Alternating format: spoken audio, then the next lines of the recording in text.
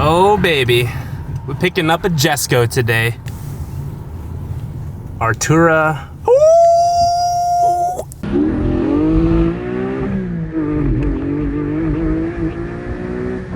What's going on, guys? Good morning and happy new year. We are here, drove 3 hours from New York to McLaren and Koenigsegg of Boston, Massachusetts. We're picking up my new car today, new to me car. Unfortunately, it is not a McLaren and not a Koenigsegg, but here she is. It is a 2021 Porsche 718 Spyder. This is the convertible version of the 718 GT4. First time seeing it, we made the deal over the phone, and this thing looks freaking sick in person. Carbon ceramic brakes, red soft top.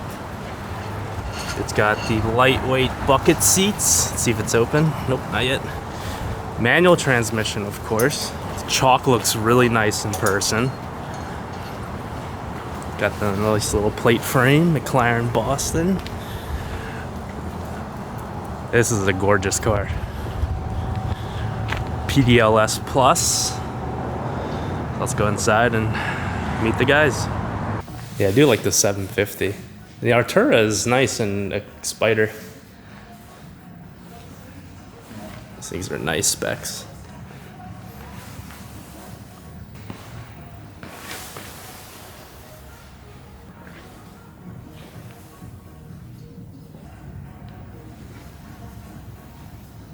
All right, first startup. 7,400 miles. Full tank of gas. Valves open.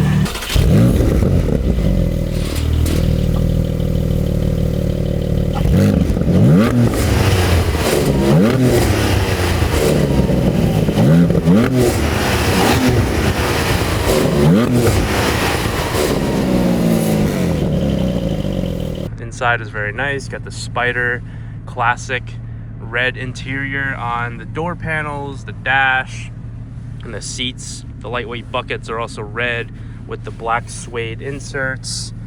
Alcantara steering wheel, Alcantara shift knob and shift boot. But these lightweight buckets are everything. It's a really nice spec. The only thing I wish it had was the carbon fiber interior trim, but that's something we can maybe do aftermarket or find some OEM ones for sale. You have the GT door straps, which are always nice to have. I love the steering wheel. It's very minimalistic. There are a couple buttons. I know there are some that have no buttons at all, so you can't accidentally hit anything while you're driving on track. But no wireless CarPlay, I don't think. I think that only came on the 22s and newer. This is a 2021. But we can maybe retrofit CarPlay in here. Wireless. I think it does have wired CarPlay. So once we plug in, we should be able to see that. So with the factory sport exhaust and the valves, it opens up, I think, after 5K.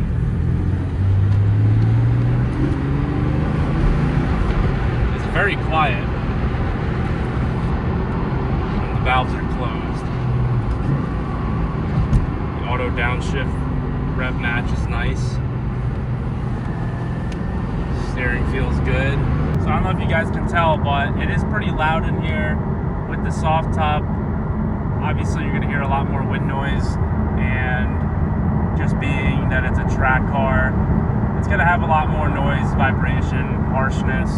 And we're not even 30 minutes into the drive and my back is already starting to bother me with the bucket seats, because there's like no support whatsoever for your lower back. Maybe I'll have to research like some cushions that you can just put there to help with the longer drives. I'm not complaining at all. Like, I know what I signed up for. I wanted track car, wanted to be able to just turnkey, go to the track, enjoy it, beat the crap out of it, and do your maintenance, and that's it. Factory warranty, I think, expires like May 31st, so we have a few months left of it to shake the car down, see if there's any issues are gonna pop up. Once the warranty expires, we'll do a tune. We have an exhaust going on it. Probably do like those BMC intake filters just to enhance the induction noise so it sounds more like the GT4 RS. Probably gonna have to change out the carbon ceramic rotors for some gyro disc rotors. That way we're not burning those out, and those are very, very expensive to replace. So we're gonna put some gyro discs in there. I think you can get front and rear set for like 2,700 bucks, give or take, which is a fraction of the cost of one ceramic rotor. All right, we just got back to the house and we were able to figure out how to take the top down. Quite a process, but I feel like you'll get used to it because it's cold. But essentially, you pull up on the lever and the windows roll down, it unlatches the roof, and then you open the trunk, swing it back, put the roof down, and then close it.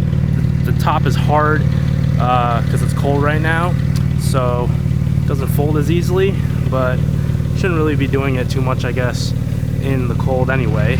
But the car looks freaking sick with the top down. I love that. 3.5 hour drive. Let's send it. Top down.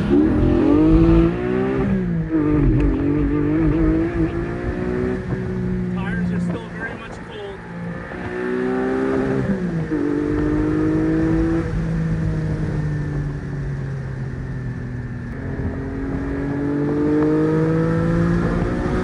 Still in second gear. Suspension feels great, steering feels great, the brakes are great. Turning is sharp and predictable. My only complaint is the shifter. It clicks into gear, I feel like most of the time going into fifth. It sometimes pops back out into neutral, so you kind of just gotta like slam it into fifth. And sixth is a little bit better than fifth, but I didn't have that issue with any of the other gears yet. Considering we're gonna be in second and third gear most of the time anyway, when we're driving spiritedly or on the track, it's not a huge deal. But on the highway, you know, I did notice that, you know, trying to go into fifth gear was sometimes not the easiest. And I'm not sure if the manual GT3s are like that as well. I would have yet to drive one, but I wonder if they make any upgrades to make it feel any better at least. But the rest of the car feels amazing. Oh, even third gear right there, it popped out. So, and the car is fully warmed up. Been driving it for 4 hours now. So, not sure what it is. Maybe you just gotta get used to it. As for any future plans, we already have a full exhaust for the car. Got a Klein exhaust that we got used from another GT4 owner who sold their car. So that's gonna be a project for maybe next week. Full headers, over axle pipes, and a valved rear centerpiece.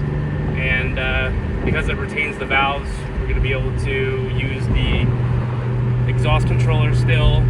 And then valves don't usually open up until around 4,500 anyway, so it's going to be relatively quiet up until you get past that range. But if you get a tune or a valve controller, you can set it so that the valves are fully open or fully closed all the time. And that's probably what we're going to end up doing. There's a lot of benefits to the tune. You can do the cold start delete so it doesn't, you know, blast your neighbors when you're going to early cars and coffee. And you can also do the free revving. So I know like right now it caps you at 5K soft limiter, but with the tune you can go all the way up to red line if you wish.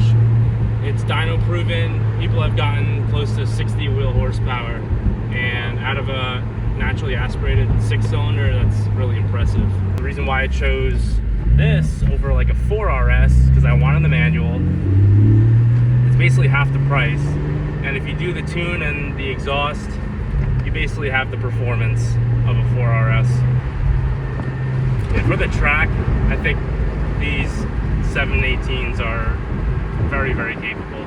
Maybe even more capable than the 991.2s that I was also looking at. Mid-engine, just way more balanced, and that's what I'm looking for. NSX was mid-engine, same with the R8. A lot of fun. If you guys want to follow for more of the Spyder GT4 content, make sure you guys subscribe, and we'll see you in the next one.